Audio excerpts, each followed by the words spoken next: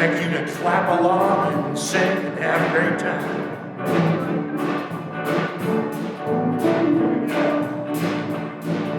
This little light of mine, I'm gonna let it shine. This little light of mine, I'm gonna let it shine.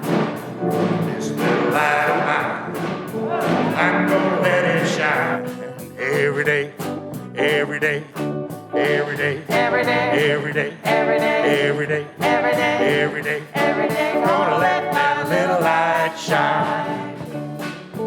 Everywhere I go, I'm gonna let it shine. Everywhere I go, I'm gonna let it shine. Everywhere I go, I'm gonna let it shine. Every day, every day, every day, every day, every day, every day, every day, every day, every day, every day, every day, every day. Gonna let my little light shine. Play it for us, Johnny.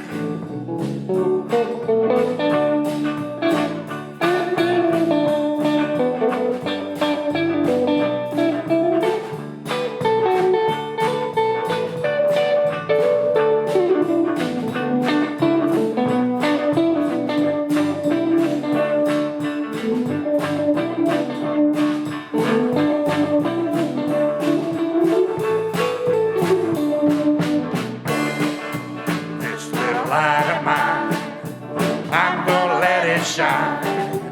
This little light of mine, I'm gonna let it shine.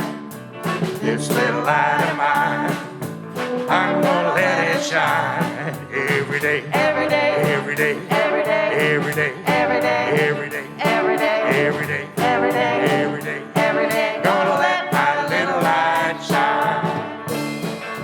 Monday gave me the gift of love. Tuesday came from up above. Wednesday told me to have some faith. Thursday gave me a little praise. Friday told me to watch and pray. Saturday told me what to say. Sunday gave me the power to fight. This little light of mine, little light of mine, I'm gonna let it shine. This little light of mine, I'm gonna let it shine. This little light of mine, I'm gonna let it shine. Every day, every day, every day, every day, every day, every day, every day, every day, every day, every day, every day, every day. Gonna let my little light shine.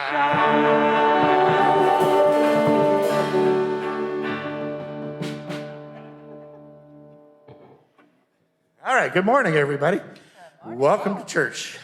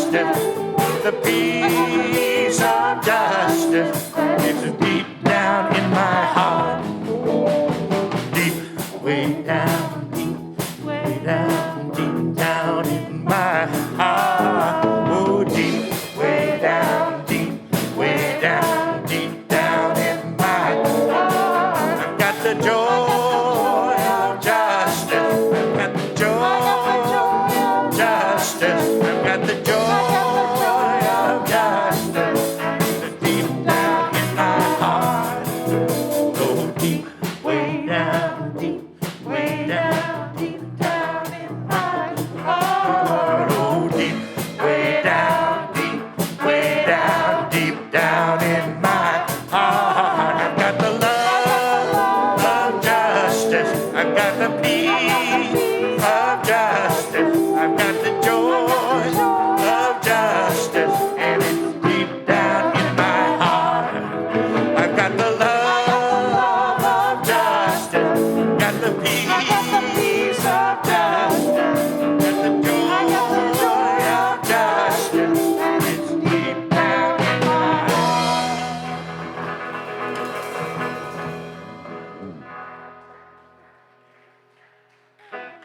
All right.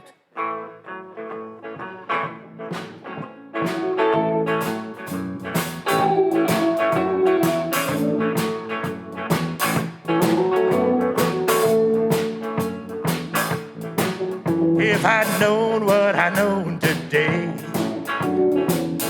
10 years ago, well, I wonder where I'd be on my journey now. I'm here this morning, and I know what I'm here to do. Here to give thanks for the joy of living my life with you. Well, I woke up early this morning, feeling mighty bad. I searched my heart and I found a reason why. I was thinking about where I am. I should be thinking about where I've been. Got to give thanks for the joy of living my life with you. Come on, y'all, sing with us. Thanks for the joy. Thanks for the joy. Thanks for the joy. Thanks for the joy. Thanks for the joy. Thanks for the joy. Thanks for the joy. Well, now thanks for the joy. Thanks for the joy. Well, now thanks for the joy of living my life. Play it for us, Johnny.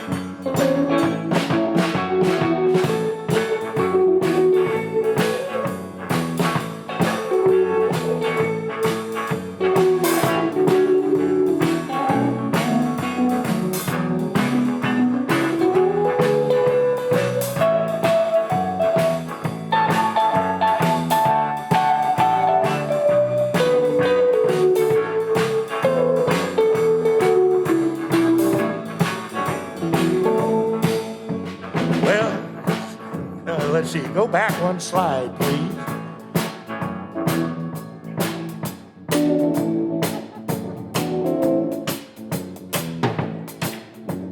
Let the rhythm section groove out a little back there where we get the right word.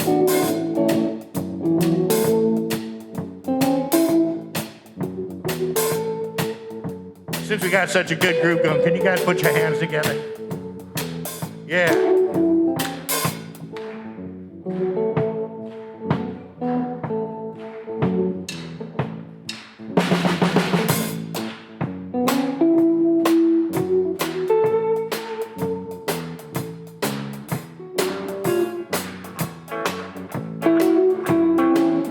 We were talking earlier about spontaneous worship, and this is what it's like.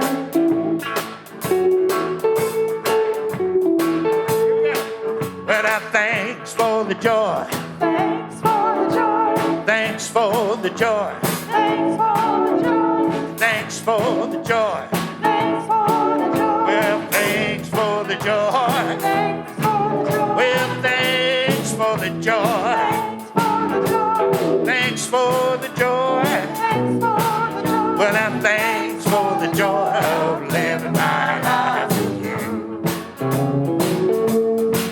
Well, I start counting my blessings. That's all I need to do. Everything that my smile. Well, I'm here this morning, and I know what I'm here to do. Here to give thanks for the joy of living my life with you. Yeah.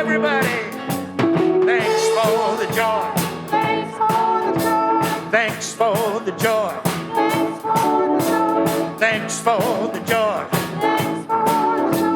Thanks for the joy. Thanks for the joy. Thanks for the joy. Thanks for the joy. Thanks for the joy. Well, I thanks for the joy of living my life with you.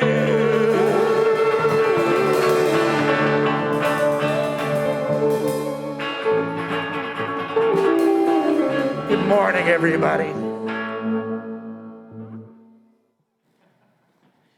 Thank you so much, Joyful Noise. Really good to hear you this morning. I would like to welcome Kathy Radies to give us a welcome and reminders this morning. And welcome to each and all of you. Good morning.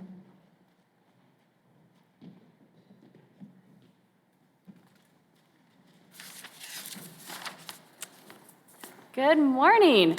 Welcome to the First Unitarian Church of Oakland on this Mother's Day. We hold this day with love and possibility, even as we may feel multiple emotions and perspectives on this day. We gather in response to the truth that there is a love holding us. In the words of the Reverend Dr. Rebecca Parker, there's a love holding all that we love, there's a love holding all, and we rest in this love. We are grateful for each of you whose presence in this space, whether online or in Hamilton Hall, is an embodiment of love. We are an intentionally multi-generational, multiracial, multicultural, inclusive, and anti-oppressive religious community. You are welcome here. We invite you to fill out the guest connection card that you will see on the chat if you are on Zoom. We want to be able to support your exploration of what's available in our community that interests you and how you might participate. Welcome. Now, before we begin our worship service, I've got a few reminders. Worship services are the heart of our community experience, and they are a group effort. Pastor Ninan continues to search for and encourage congregants to participate in worship teams for this month of May. Please reach out to them soon at revsoto@uuoakland.org. They want to hear from you. They do. On Saturday, May 14th, everyone with a lived experience of being Black, Indigenous, a person of color, or a person of mixed race is invited to attend our Bipark worship service, along with spouses, children, and chosen family of any race. This month, BIPOC worship will be in person at a new time. That's going to be noon next Saturday, May 14th. The location will be announced soon. If you are BIPOC or of mixed race and want to be sure to receive the details, or if you have any questions, please email our Journey Toward Wholeness team at jtw@uuoakland.org. And you know what is happening at 2 p.m. 1 week from today, don't you? This church, we will be ordaining Alex Hader-Winnett into professional religious leadership. It's a celebration for everyone in our church community. If you're hearing this, we want you to be there. So find your invitation in Chalice Chatter and RSVP right away, or email office@uuoakland.org. Thank you. You can do the words, yeah. All right. Phil will do, okay, got it. So much going on this morning. All right. Now please join me. We're going to be lighting our peace candle, our Black Lives Matter candle, and our chalice. Starting with the peace candle. We light this candle for peace in our hearts, in our community, in Ukraine, and in the rest of the world, all its people and all of its species. May we all be makers of peace.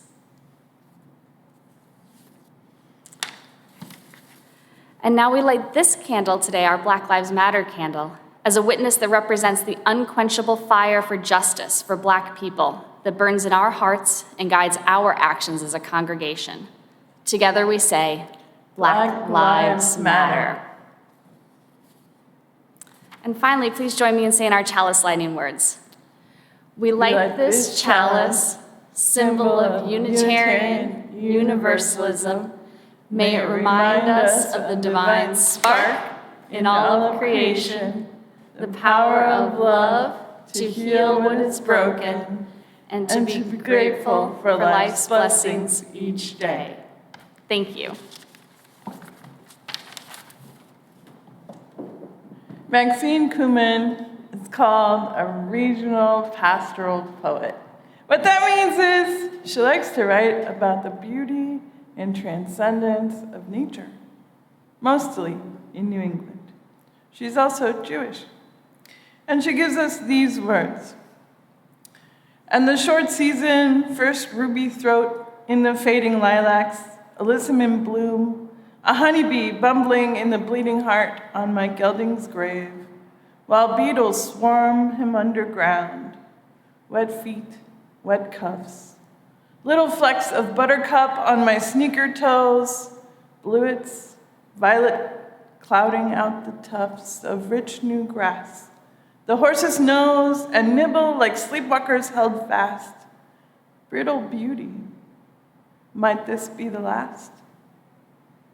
Come, let us worship together. Now we'll have over my head, you'll see the lyrics on the screen.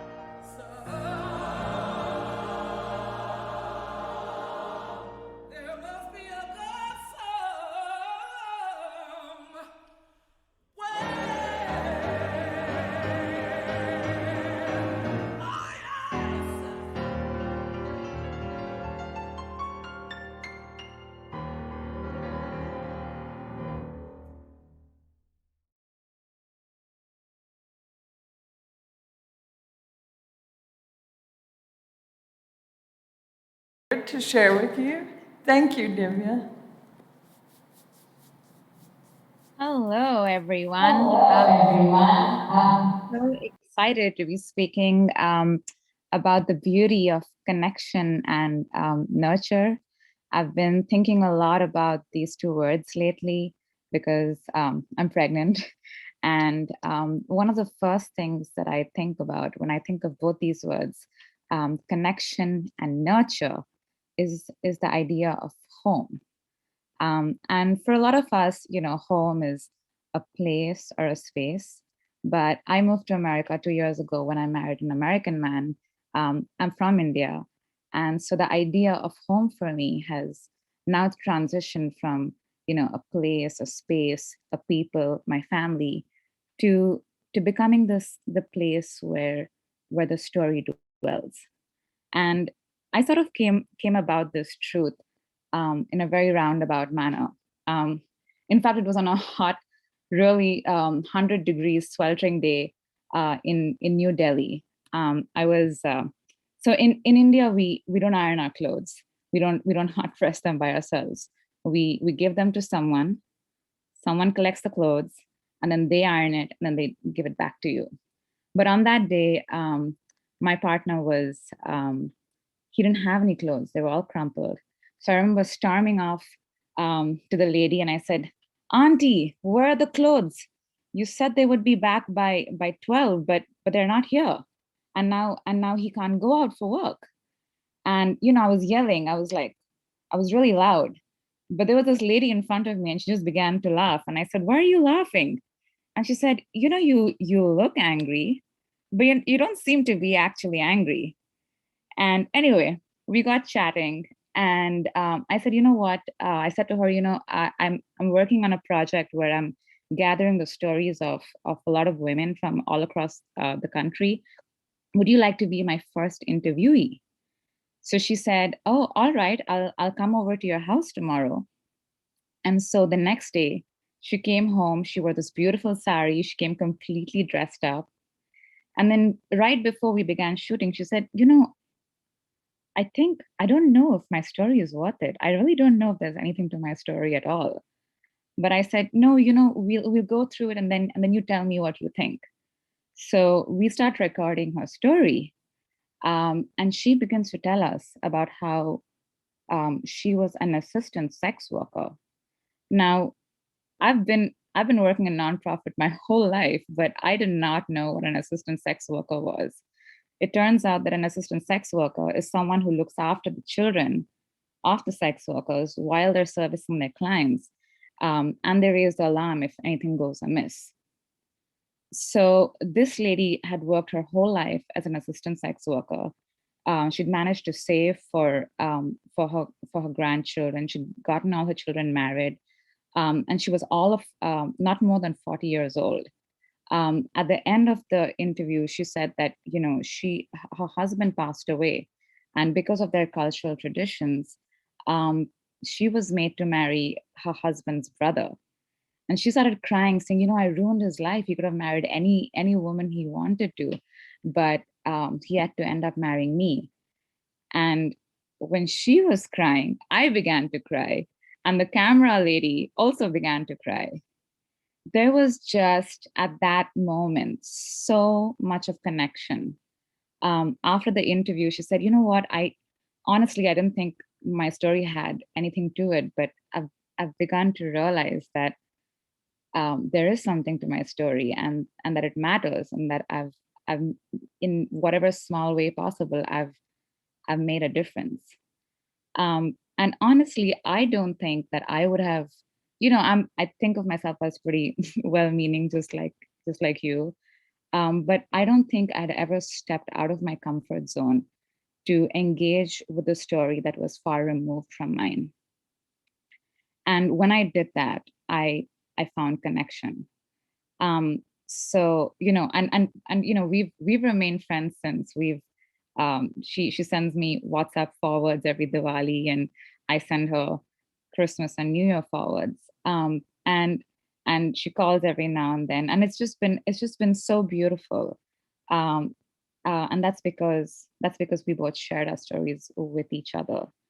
And so this is my hope for you, to step out of your comfort zone, to engage with a story that's far removed from yours, and to come home to the story, because that's where true connection lies. That's where your soul will find nurture, and that's where you'll find the highest beauty. Thank you. Thank you so much. We really appreciate it. One thing I specifically appreciate is that Divya sets the stage for us to engage with many different stories of mothering and motherhood. And we're gonna go on now to a wisdom story about a bear who's a mother. Today's wisdom story is called Mother Bruce, and it's by Ryan T. Higgins. It's going to give us some ideas and some things to think about who can be a mother. And here's where Mother Bruce lives. It's a forest called Soggy Bottom. Not Mother Goose, but Mother Bruce. Bruce was a bear who lived all by himself. He was a grump. He did not like sunny days. He did not like rain. He did not like cute little animals. Bruce only liked one thing: eggs. Good morning, Mrs. Sparrow. He collected them from all over the forest. But Bruce didn't eat eggs raw like other bears. Instead, he cooked them into fancy recipes that he found on the internet.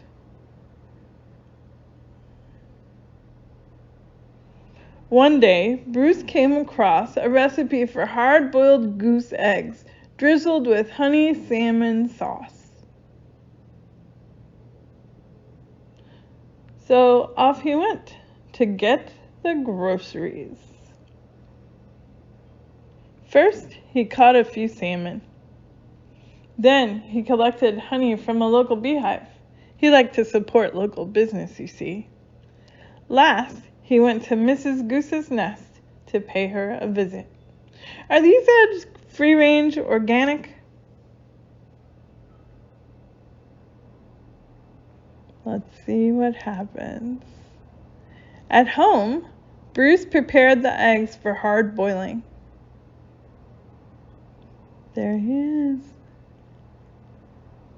But the fire in his stove fizzled out, so Bruce went out to get more wood. When Bruce came back, he was met with an unwelcome surprise.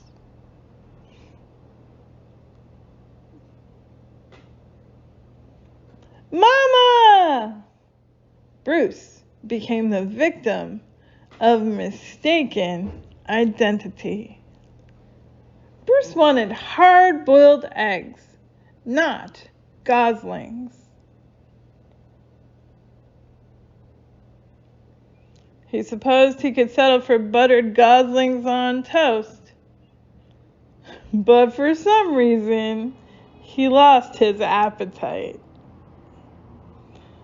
Bruce scooped up the little geese and stomped back to their nest, only to find Mrs. Goose had flown south early. Be back in April, Mrs. Goose.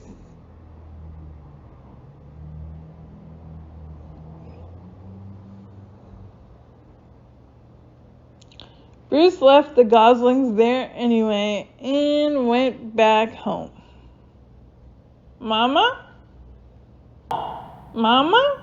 But he was followed. Bruce said very stern things like, "Go away, and I am not your mother, and I liked you better when you were eggs."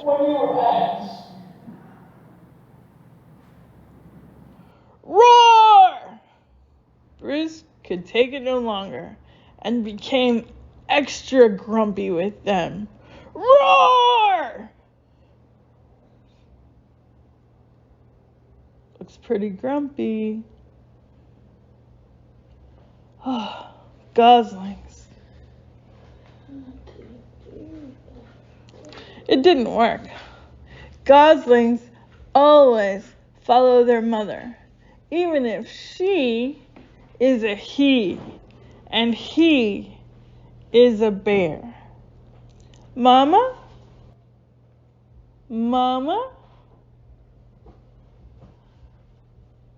Stomp, stomp, stomp. Bruce was stuck with them. He tried to make the best of it. Gosling swimming lessons. It was hard work. Blech! Ew! Yuck! Zzz, zzz. Amazing baby geese. As the seasons passed, Bruce watched the pesky goslings grow older. Stubborn teenage geese. Boring adult geese.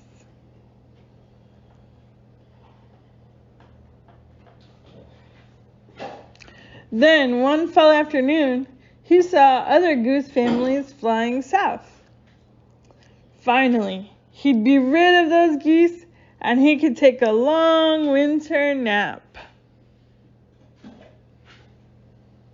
Bruce explained migration. See, he's waving his arms to show those geese how to fly. But they didn't listen.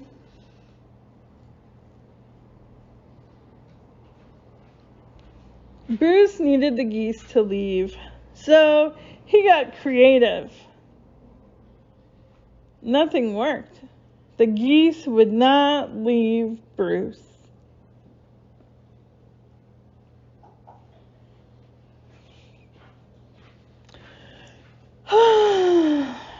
Big sigh.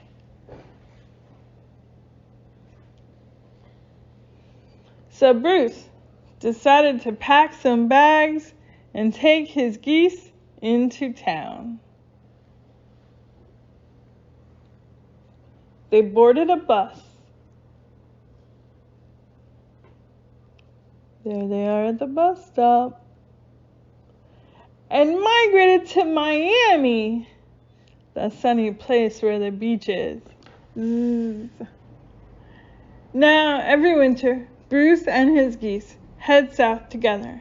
They laze about at the beach in tacky shirts, sipping ice-cold lemonade while Bruce dreams of new recipes. Recipes that don't hatch. Mama?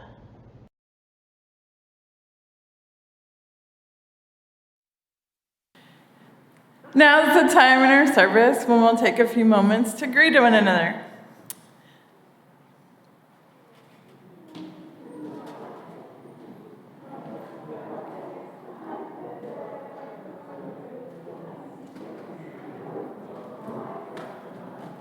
Good morning.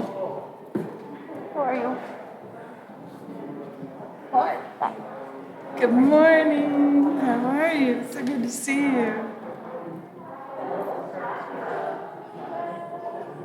Oh, I'm so glad. Yeah, thank you.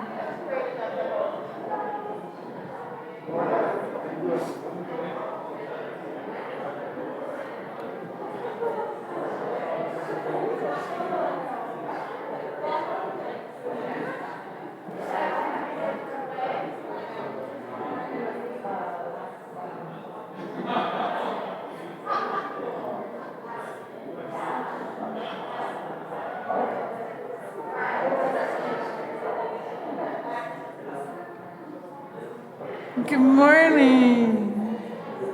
How are you? Good to see you as well. Thank you. Oh, I'm so glad.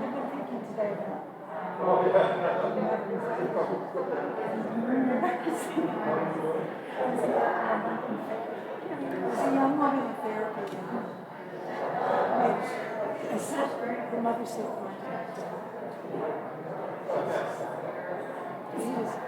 Yeah. I mean, what did he say?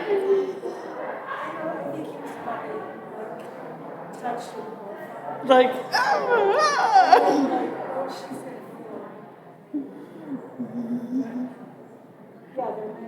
adventures, right? Yeah. Good to see you.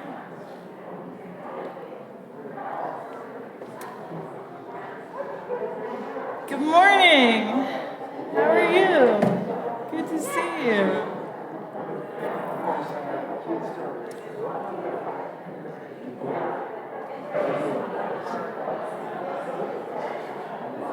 Awesome, thank you.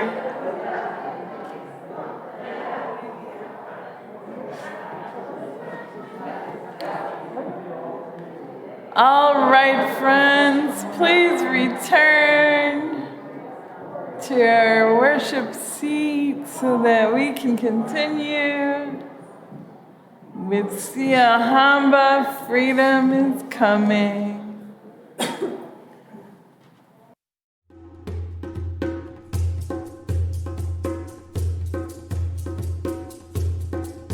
Sia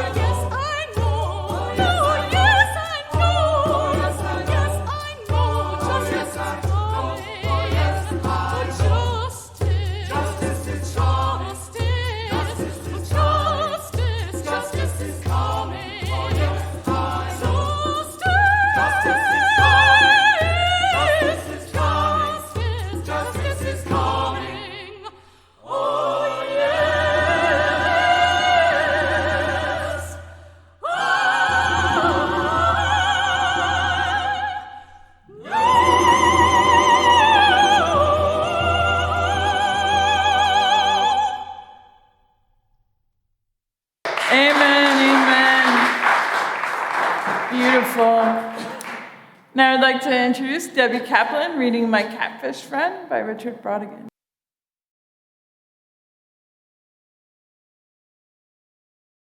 I had the pleasure of being at a reading given by Richard Bradigan at UC Santa Cruz in the 60s. For those of you who lived through that era, he was a beloved poet laureate of the hippies.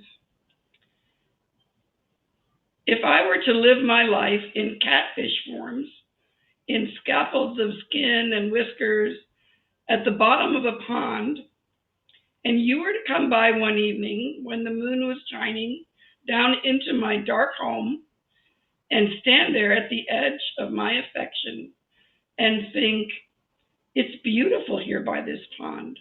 I wish somebody loved me. I'd love you and be your catfish friend and drive such lonely thoughts from your mind, and suddenly you would be at peace and ask yourself, I wonder if there are any catfish in this pond. It seems like a perfect place for them.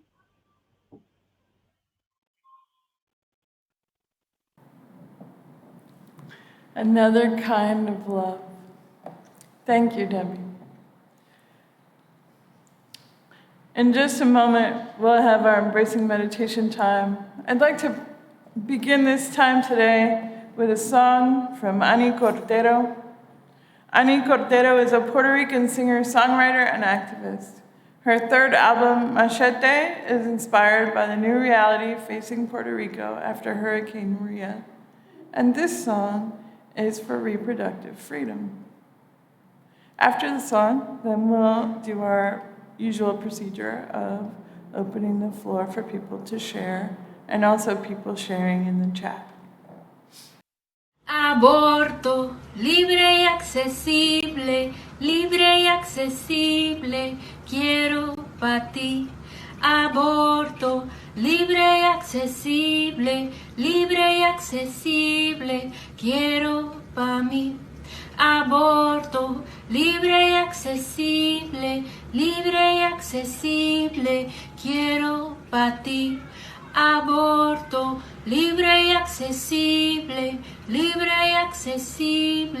quiero pa' ti.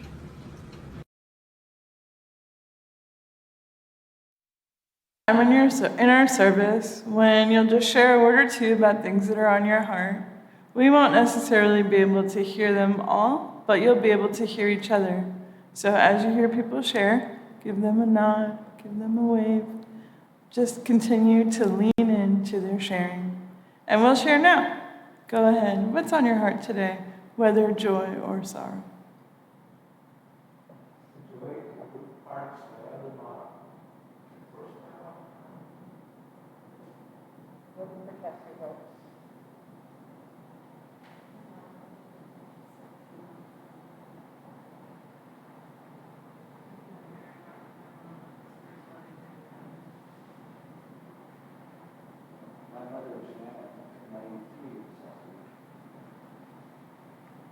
Congratulations.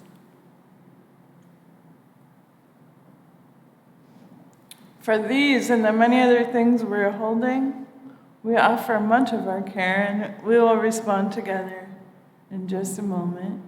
We hold them in our care. Let's do that now. We hold them in our care. And if you'll join me in a moment of prayer and meditation, go ahead and soften your gaze. Relax your shoulders. Feel your chair holding you up. If it's supportive, take an easy breath or two. Spirit of justice, along with this day of celebration, we hold anger and we hold fear. Anger about the draft decision to overturn Roe versus Wade. Anger that the Supreme Court is considering this assault on reproductive rights, the dismissal of body autonomy. And we are afraid that the effect of the decision on so many lives may be the beginning of a regression in civil rights. So we call out to you, holy ones, as we raise our voices in defiance, mobilize against these threats, and create networks of support for those seeking abortions. May the hearts and minds of the Supreme Court justices be stirred. May true justice prevail over power and privilege. May this draft decision not come to pass this day or any other day. But if it does, may we be resolved in our courage and clarity to continue forward, to say that each person matters and that each person's body belongs to them. That we are grateful for mothers, but we are not forced mothers. And for these things and many others, we give thanks and say, blessed be and amen.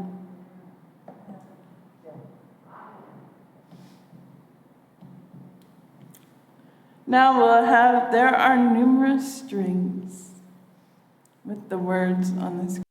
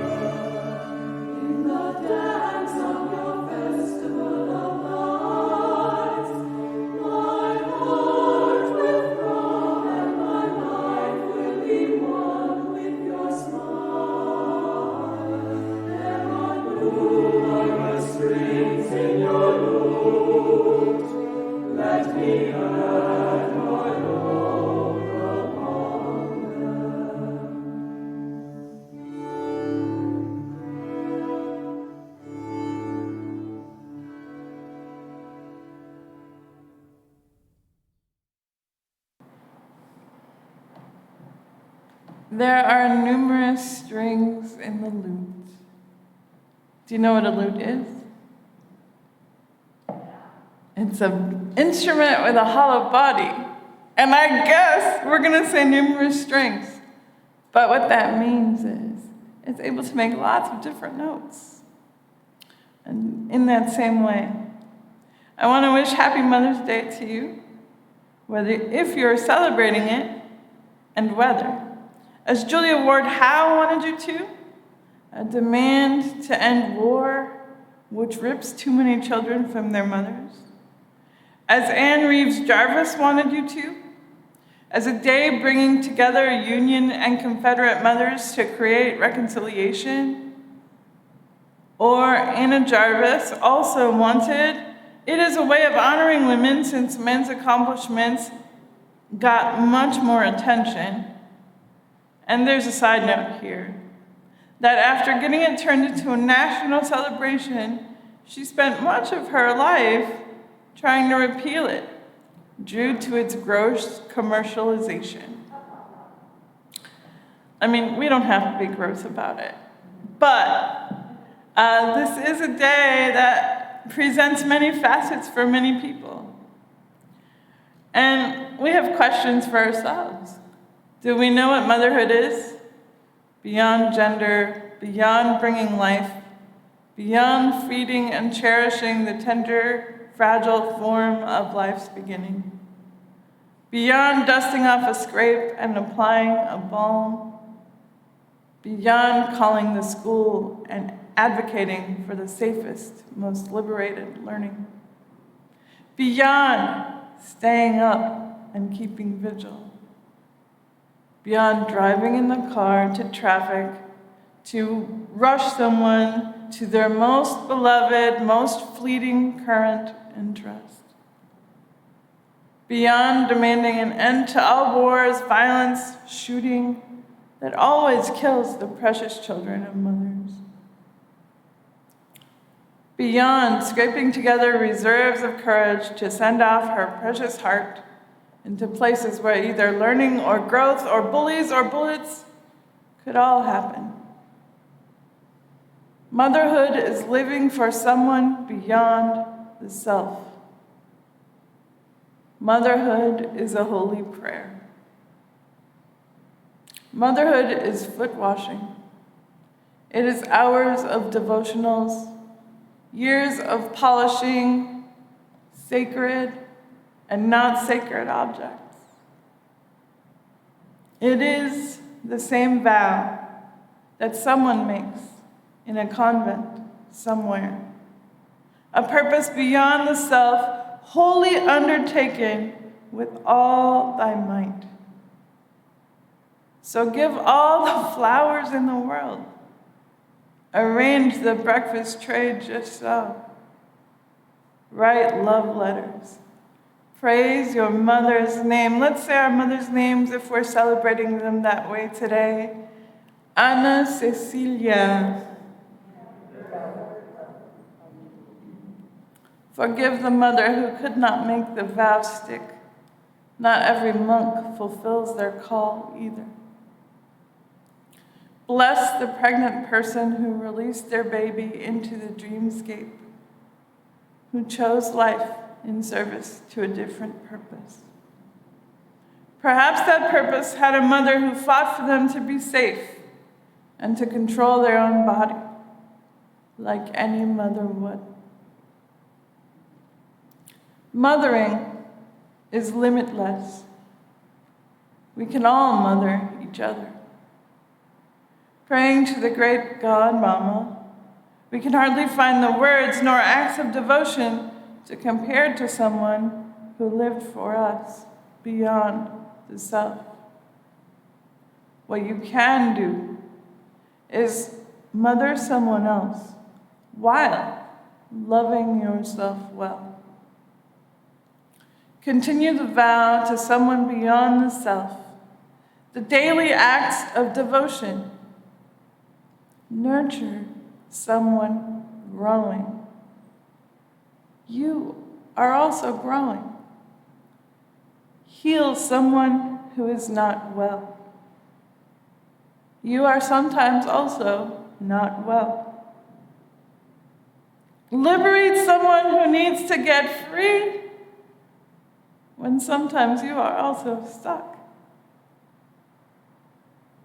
Speak out for those who have no voice, for those whose voices are not heard, for those whose message is unpopular.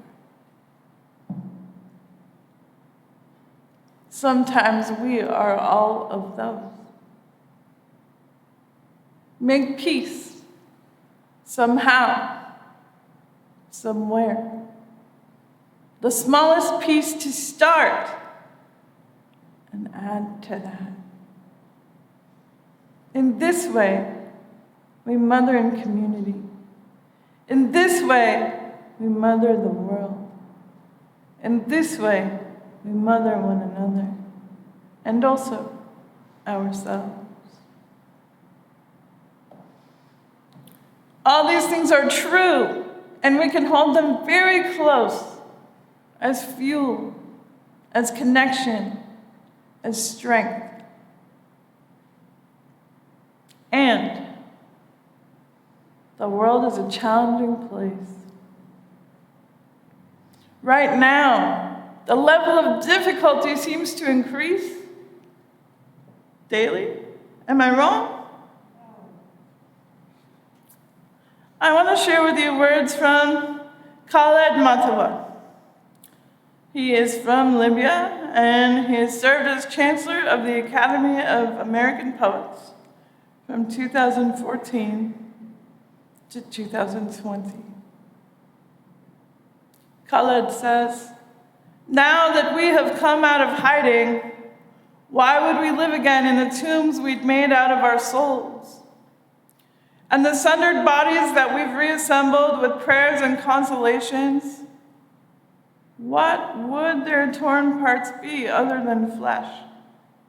Now that we have tasted hope and dressed each other's wounds with the legends of our oneness, would we not prefer to close our mouths forever shut on wine that swilled inside them?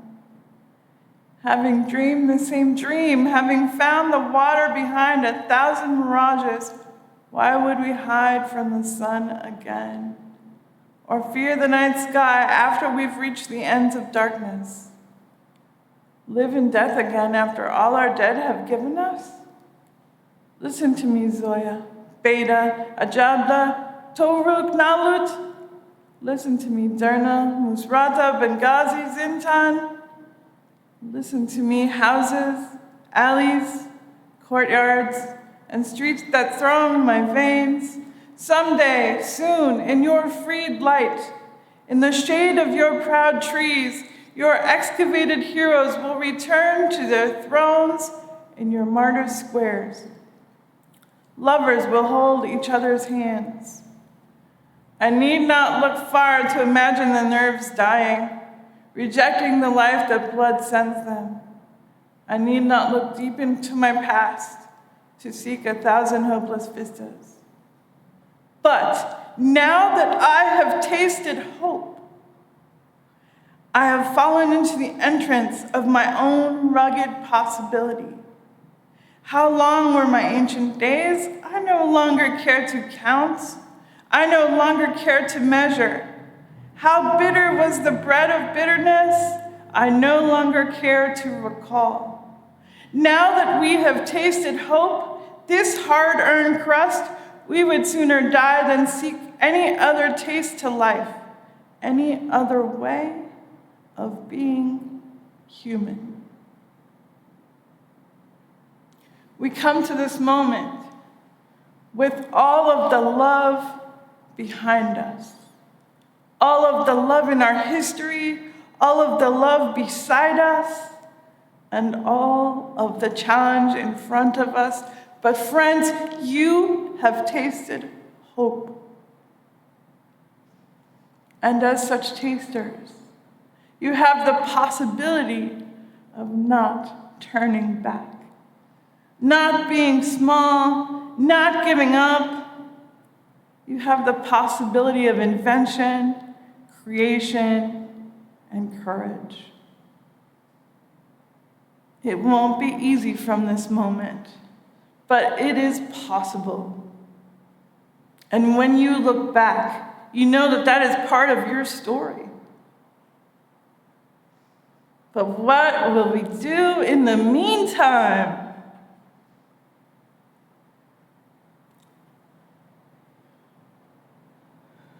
One of the things that's true is, along with a history of love, a possibility of hope, and the toolbox of courage,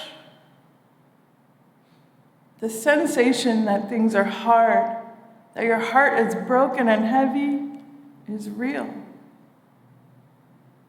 And so I close with these words for that tender, tender heart.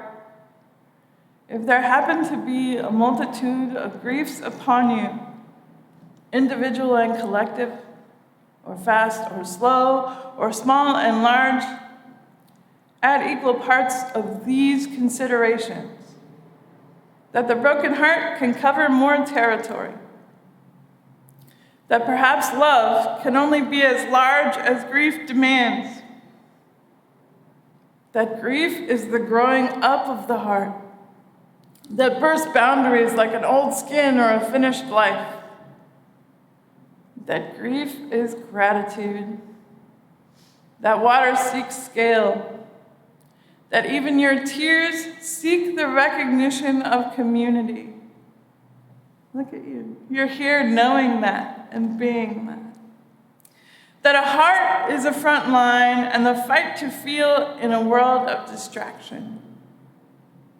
that death might be the only freedom, that your grief is a worthwhile use of your time, and that your body will feel only as much as it is able to. That the ones you grieve may be grieving you, that the sacred comes from the limitations. And the last, I'll say it twice, and then I'll have you say it with me. That you are excellent at loving.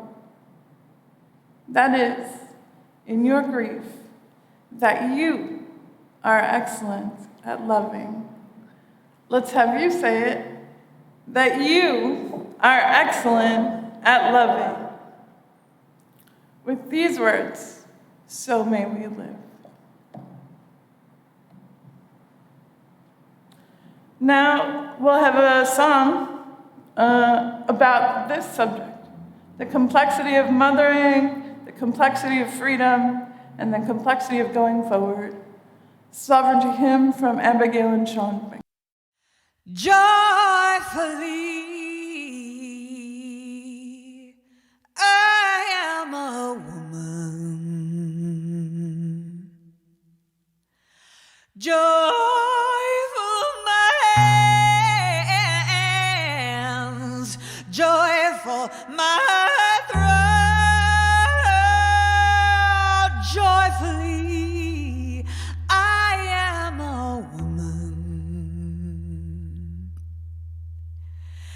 God gave me this body. God gave me this body. When she made my body. When she made my body. To be like her body.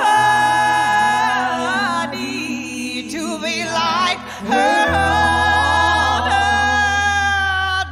Joyfully, I hold my body, my holy land, my sacred throne. Joyfully, I hold my sorrow, my skin, and my spine. And holy I am within my choosing.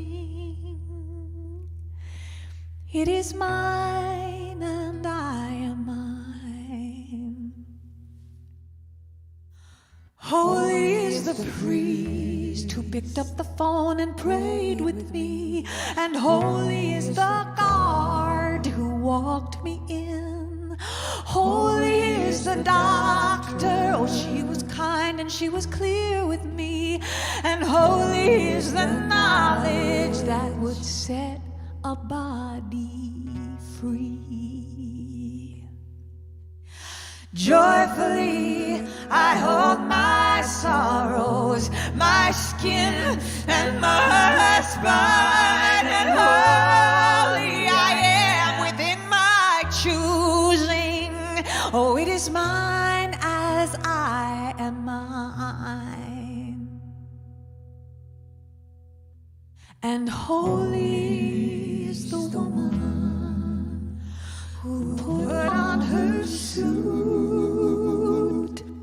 who stood in a courtroom and told the truth of the light and the dark of the world as it is. Oh, of a white room and a friend in white, of a small table and a small white light, a holy space, a holy space. I am a holy space, a holy space. Holy I am a woman.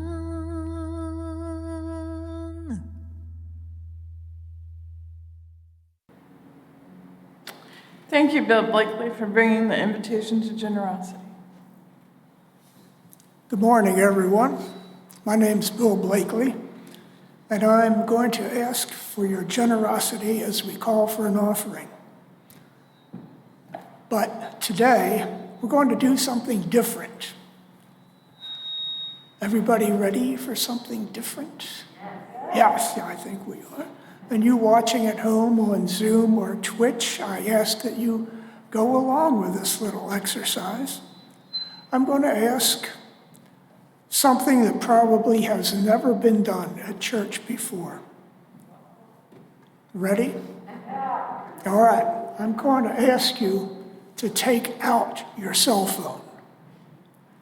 I know y'all have one. Come on, take it out and turn it on. Very important. What we're going to do today is set up our cell phones that we can give by texting. Ready for that? Okay. First, we need to save that special phone number in our contact list. I'm giving directions for an Android, Samsung phones. I have absolutely no idea how an iPhone works, but it's probably similar. And if you need help, you can probably turn to the person right next to you. So you go to the contact list, click on Add a New Contact, or whatever your phone calls it. Give it a name that's easy to remember, unlike some of us who did this before and have forgotten what we call it. Give it a name that you can remember, like Giving, or Foucault Text Giving, or Text to Give, or whatever you can remember. And then enter in the phone number, which is up on the screen, 510-880-1726. That's the dedicated phone number for our church to use for our text-to-give contributions to Breeze. And don't forget to click Save.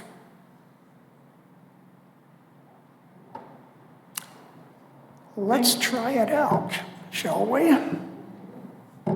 First, let me tell you what's going to happen. You go to your contact list, click the name that you're using, click Message, and in the message area, type Give. Most likely, the text number, giving number will respond, how much would you like to give? And you enter in an amount. And if you're being flippant like I am, I'd say add a 0. And then click Send. If this is the first time that you're donating by text, you'll get a message that says, it looks like you're a new giver to begin. Yeah, that happened. Click this link. Okay. You click the link, and I lost my place.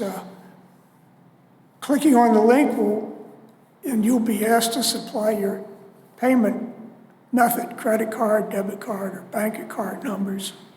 This payment source will then be clicked to your cell phone number so that in the future all you need to do is text the amount you want to give. You won't have to enter the payment information again. Fill in the data, make sure you're giving a one-time donation, click, and you're done. Are we ready for the offering basket to enter the 21st century? I am. Good. I think we have Renee play some music. Yeah, by we do. Ravel. We're ready for our music. And that will take about 3 minutes, which is plenty of time to set up your Give by Text account. Bill, thanks for getting us set up today. Appreciate it.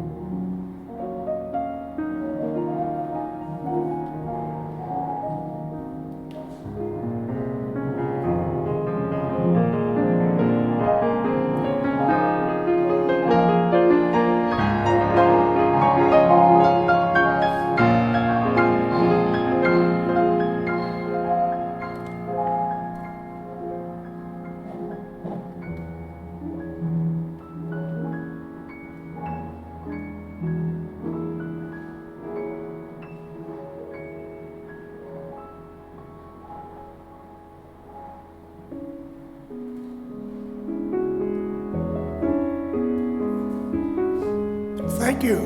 Thank you.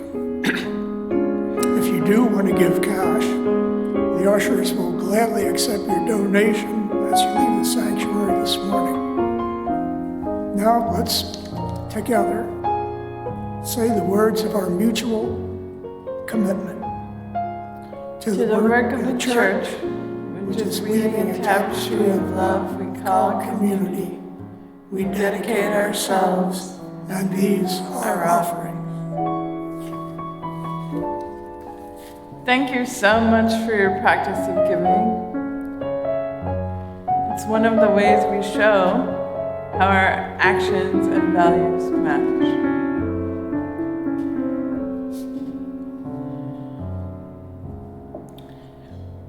Breathe easy with me. Notice your chair. Notice the air moving across your skin. And we'll close with these words. My friends, there is a power at work in the universe. It works through humans, but it was not made by humans. It is a creative and sustaining and transforming power. And we can trust that power with our lives and with our congregation. It will sustain us whenever we take a stand on the side of love, or whenever we side with peace and justice, whenever we take a risk. Trust in that power. We are held together by that power. As you go today, go in peace, return in joy, practice love. For all these things, we give thanks and say, Amen.